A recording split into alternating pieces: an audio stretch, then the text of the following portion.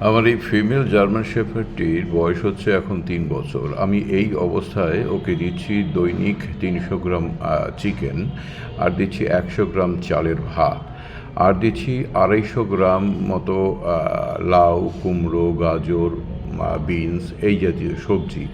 তার সাথে থাকছে আপনার 100 গ্রাম 110 গ্রাম মতো কেবলস, মানে ডগ ফুড। এই সবগুলোকে দুটো ভাগ করে নিই, তার সাথে দুটো ডিম সেদ্ধ থাকে যার কুসুমটিকে আমি বাদ দিয়ে দিই, এবং এইগুলোকে একটা মণ্ড মতো তৈরি করে সেগুলো দুটো পার্ট করে নিয়ে আগে আগে দুটো পার্ট করে নিয়ে একটা মণ্ড তৈরি করে সেটা প্রথম পার্টটা আমি সকালবেলা 10:30টার সময় খাইয়ে দিই, আর দ্বিতীয় পার্টটা আমি রাত্রিবেলা মোটামুটি 8:30টার মধ্যে খাইয়ে দিই। এভাবে ওকে খাইয়ে দিতে হয়, তার কারণ হচ্ছে যখন ওর ক্যানিস রোগটি হয়েছিল সেই সময়তে ওর খাওয়ার স্পৃহা চলে যায়, সেই সময়তে ওকে খাইয়ে দিতে হয়, এবং সেটা এখনও কন্টিনিউ চলছে।